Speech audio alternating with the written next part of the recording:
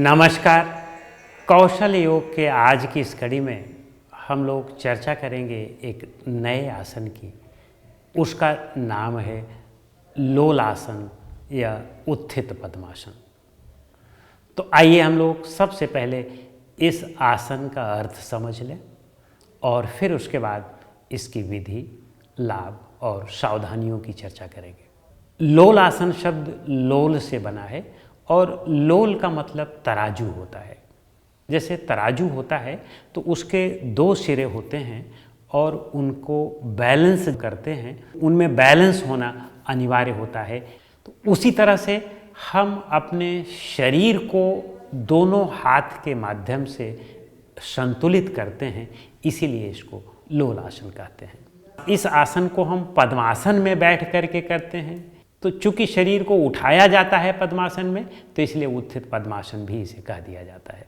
तो आइए सबसे पहले हम इसकी विधि देख लें।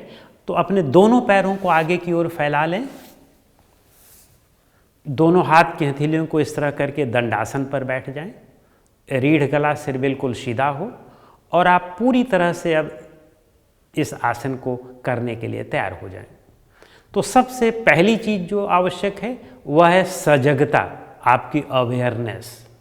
मन आपके आसन पर संलग्न होना चाहिए और इसीलिए महर्षि पतंजलि ने जो योग सूत्र में आसन के 3 सूत्र दिए हैं, उसमें एक सूत्र यह भी है कि प्रयत्न शैथिल्याम अनंत समापत्तिभ्याम।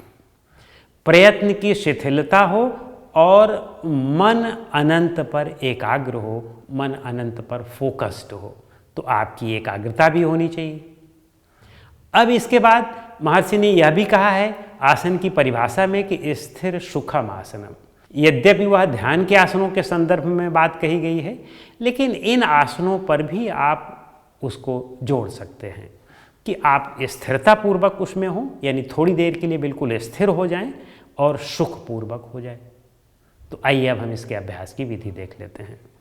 अपने किसी भी एक पैर को घुटने से मोड़ें और उस पैर के तलवे को दूसरे पैर की जांघ पर रखें और दूसरे पैर को पहले पैर की जांघ पर रख लें। रीढ़ गला सिर को आपने बिल्कुल सीधा कर लिया और अब आप बिल्कुल अच्छी तरह से एकाग्र होकर के बैठ गए हैं। यह पद्मासन हो गया। आइए अब हम इसमें लोलासन करते हैं या उत्थित पद्मासन करते हैं। तो इसके लिए दोनों हाथ की हथेलियों को ऐसे बगल में स्थिरतापूर्वक रख लें। अब आप हथेलियों को भी रख सकते हैं या आप ऐसे उंगलियों पर उठा सकते हैं। इसका अभ्यास इस तरह से भी रख करके आप अपने शरीर को ऊपर उठा सकते हैं। तो जो आपको सहजता हो उस तरह से आप अभ्यास कर सकते हैं। तो आइए अब हम लोग देख लेते हैं कि हम हाथ की हथेलियों को इस तरह से रख करके कैसे अपने शरीर को ऊपर उठाते हैं। तो आप अपने शरीर को ऊपर उठाएं और धीरे धीरे जितना आप ऊपर उठा सकते हो उठा लें। थोड़ी देर के लिए यहाँ स्थिर हो जाएं और फिर धीरे धीरे वापस आ जाएं। तो यह उत्थित पद्मासन हुआ। उत्थित पद्मासन के साथ ही साथ जब आप लोलासन करते हैं तो इसे हम उत्थित पद्मासन को ही हम लोलासन भी कह सकते हैं, या लोलासन में थोड़ा सा वेरिएशन भी हो जाता है। कुछ पुस्तकों में इसका वेरिएशन भी लिखा गया है कि जब आप इसको उठाते हैं और उठा करके शरीर को इधर उधर हिलाते डुलाते हैं, इसीलिए उसको लोलासन कहते हैं और तब वह लोलासन होता है। तो आइए इसे भी हम देख लेते हैं इस तरह से।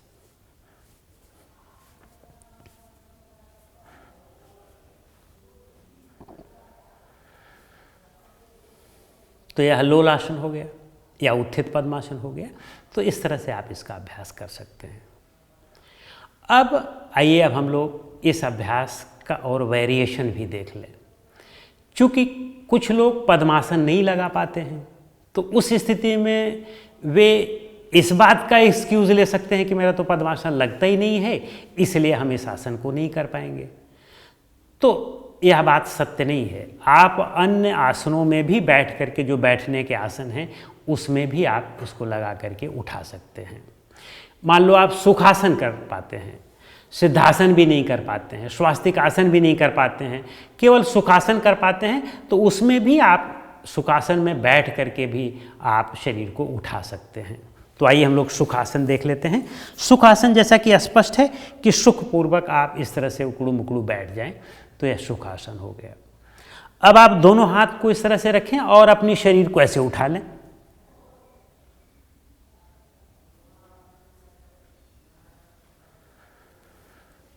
तो इस आसन में भी जब आप सुखासन पर बैठ करके करते हैं तब भी आपको लोलासन का या उत्थित पद्मासन का कुछ लाभ मिल जाता है।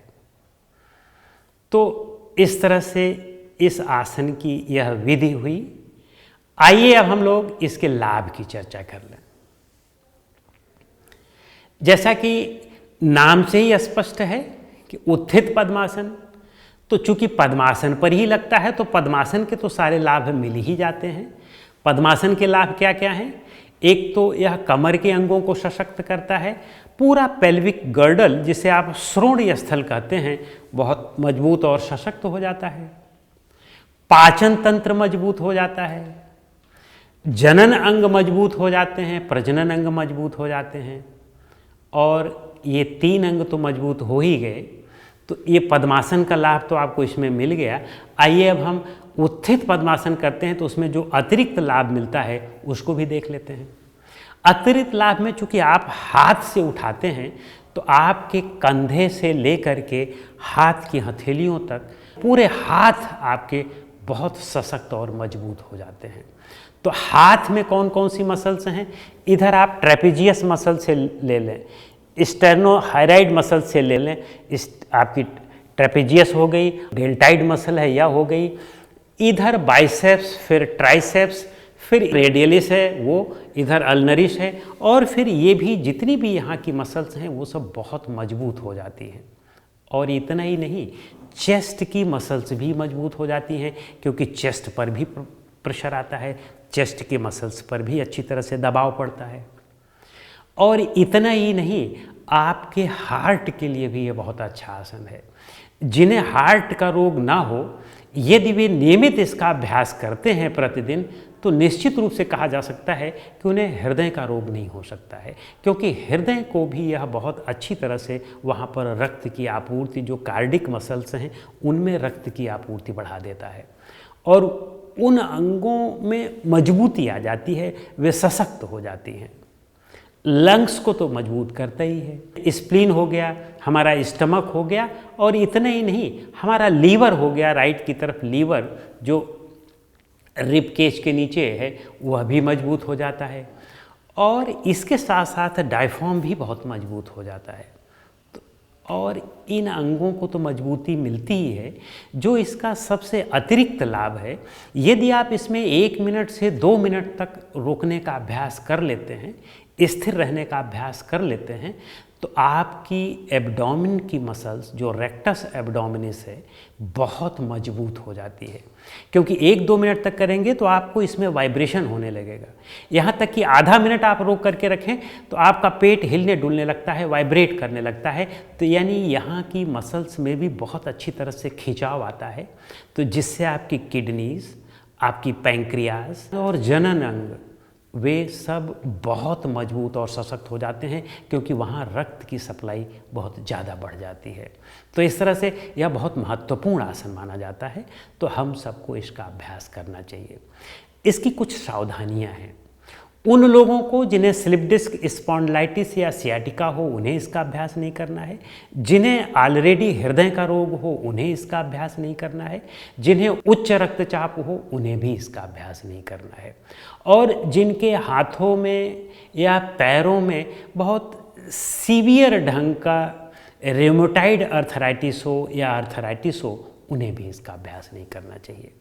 और जो अंतिम है कि गुरु के निर्देशन में ही इसका अभ्यास करें प्रारंभ में, तो बेहतर होता है। इस तरह से इस आसन के विषय में इतना ही। अब हम लोग किसी एक नए आसन के साथ मिलेंगे अगली कड़ी में। नमस्कार।